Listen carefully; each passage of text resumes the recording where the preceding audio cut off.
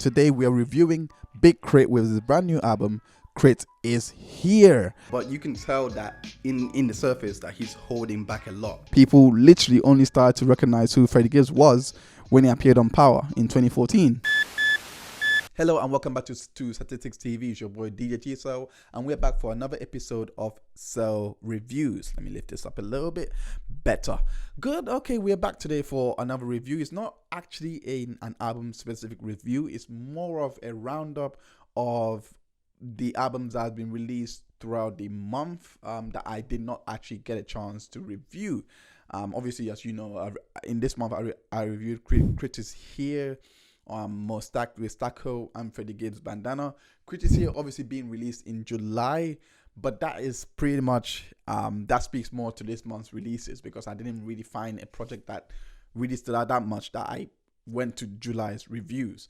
But without going much too on about that, the albums such as there were artists that were releasing albums such as Goldlink, Tyga, DJ Mustard, and I really passed up on them. Gucci Mane is also one of them as well. I didn't really review the albums. Nothing really stuck out. There's a lot that I look at when coming to an album. So there's a lot that I look for. Like, for example, with Bandana, there's a lot of stories and there's a lot of double entendres. There's a lot of world building that happens in those albums. Like Crit Is Here as well, it had a lot of that. Mostak was a bit different from the albums that I reviewed.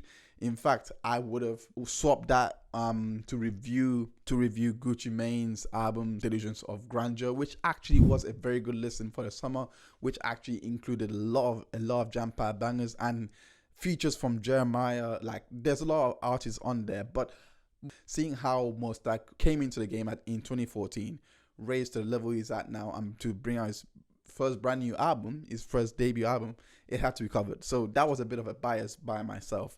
But anyway, on to the roundup. To be honest, with Tyga, I didn't really know how to categorize him. In all fairness, he is equivalent to the Megan Thee Stallion of female rappers. And in my opinion, he does nothing but talk about the same subject every single time, like sex, having parties, and drugs. Not really much on the drugs, but mainly about the sex. And this album, it doesn't disappoint if that's what you're looking for, if that's what you're actually after. Tyga has delivered on that. Not really noteworthy, not really much of an album to review. He has been consistent in terms of keeping the sound that he's trying to promote alive.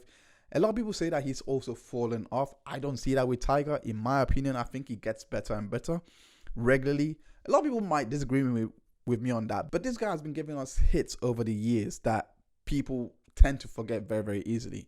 We tend to forget the fact that he gave us the Fan of a Fan mixtape with Chris Brown. The Tyga of old only gave us Rack City, and he's never really hit that height as of late, but he's always been consistent in terms of the quality that he's given out, even though he hasn't been able to hit the caliber of Rack City. A lot of people are going to think he's falling again, but like I said, he has a way of remaining consistent with his sounds, and we're going to hear a lot more from him. Okay, the next album I want to look at is Goldlink's Diaspora album. I have actually enjoyed this album. It was sonically brilliant, in my opinion. I actually didn't I was quite surprised by the features he had on his album, like from the likes of Pusha T, and also from the likes of Ari Pensmith. I believe he done well to get these guys onto the feature, but there was just like I didn't understand the point of the album. I don't know what concept it was going for. I did not know where it was going for, a club tune, or I didn't know what it was trying to say with the whole Diaspora theme, or why I even came up with the name Diaspora when I didn't actually know in which direction it was going in. So that's why I personally didn't review this album. But personally, I actually did think, but at the same time, even though I'm saying that, I actually did think that the sonics on this album was amazing. I actually have a lot. I think there's a lot more to come from him, and maybe in a way kind of get a consistent theme to go with the title. I don't know, but in the track Coke White, I actually the lyrical ability on that was really impressive. I actually didn't think he would have done that on the track. But apart from that, I think Diaspora was a very good album. But that being said, I was quite confused in what Goldlink was actually going for here. I didn't even bother listening to K Camp. I didn't even bother listening to that. Like, I haven't really checked for any new music from him, which is bad from me because I should be a lot more objective, a lot more open-minded. But K Camp has been very disappointing lately on his releases. Just basically rendered me to not even look at what is got going on. B.o.B Southmatic on his was the other album that was also being released this month, and that to me was the biggest surprise of all, because B.o.B, I forgot that he's even still making music after leaving Grand Hustle. B.o.B has been pretty much missing. His mixtapes that we last heard of was when he released the last time I pretty much heard of him was when he released Earth, Wind, Fire mixtape, Earth, Wind, Fire, Water mixtape, which I guess was okay. I did like the theme it was going in that. It's going further and further away that I don't actually know what he's presenting to us now. I don't know whether it's actually good music. I don't know what he's trying to talk about here. Like, he does have the B.o.B aspect about him, in which he's becoming a lot more conscious now. He's talking a lot more about about what is not being talked about on the mainstream a lot, like this whole flat earth thing, it's all government conspiracy stuff. He's bringing that into his music, but he's doing it while trying to chase hits as well, which I'm like, this is not the same you from the Adventures of Bobby Ray. Like, it's such a disconnect from that artist, from that time that he was making music, that this is so unrelatable now. I can't relate to him, and I don't know what he's trying to push forward in terms of his lyrical ability. In terms of what he presented on the album, I actually thought it was okay. I could, like, he has good flow. He has a great flow. I can't take that away from him. But for me personally, I'm just looking for more of a concept. Like, it just seems to me that this was really rushed from B.o.B, and that was called Southmatic. T Grizzley with Scriptures. T Grizzley really impressed me on this album. Yeah, Timbaland producing his part of this album. I really enjoyed the album. But T Grizzley has a lot to really prove. I mean, there are calibers in which you can take gangster rap, and I'm still waiting to hear him. I'm still waiting to hear his identity. It seems to me that, like, he is more of a copy and paste of what we've already seen. T Grizzley just sounds like a lot like Chief Keef not doing drill, if that makes sense. I don't know how else to put him, but something about him is missing, and he needs to bring out his true purpose within music. I don't know what else to say, because I was actually impressed with the album, but there was nothing sticking that I would say this deserves to be reviewed, if that makes sense. I mean, I'm trying to be as respectful as possible, but when I was listening to the album, I felt really disconnected.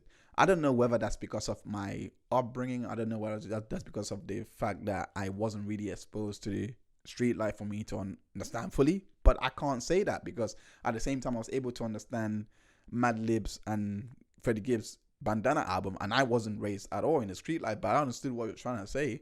So that's where I'm coming from. Like, there's nothing really sticking out. What is he trying to put out, like, from his artistry? Don't get me wrong, I actually like him as an artist. He's really good. I love the energy that he brings to on Wax. The record that pretty much put me on him was the record with Meek Mill, which still being banged to today. And I was actually looking for more of that same energy brought over onto this album, but I didn't get that. And I don't know why. Like, I don't know what was the disconnect. I don't know what he actually did. But in my opinion, there is a lot to watch for the guy. He does have bags of potential, but I'm gonna need him to tap into whatever he had when I first heard him, and just bring that back consistently. DJ Master's Perfect 10 was actually a very good listen. it made me really rethink back to his first album, 10 Summers, which I'm pretty sure this is a continuation of that 4 years later. I listened to that again and I was like, sonically, he's brilliant now. But Perfect 10, he paid a lot more focus on his transitions. I actually wanted to really review this album purely because of the fact that DJs do not really get a lot of recognition for the work that they do in terms of production side. They have this idea, especially with Guetta and DJ Khaled, who just have an idea for a track and bring people together to put forward the track. There are actual DJs that actually do make great instrumentals, great beats, and they make great albums as a result. And Mustard is one of them. Like, he has actually forged a good album out here. Like I said, maybe it's because of the type of person I am when I'm looking for an album. It just didn't tick that box for me to say I will overlook Critics here or Bandana. Like, there were so many releases that I was willing to not overlook, like, for this album, and that was the main reason for me. But this one is an album that I actually recommend that you go and listen to, even though I didn't review it, but it's still worth a listen. Like, it's really a good summer album. Make sure you like and subscribe to the channel. Stick around for the new reviews that we have, especially coming out in the month of July. I mean, we're moving over to August now, so that means I'm going to review July's albums. Ninth Wonder and Merce have released a new album. E40 released a new album. YBN Corday. Hit that subscribe button and stick with us for the journey. And yeah, we will see you on the next review. Have a good evening. Peace.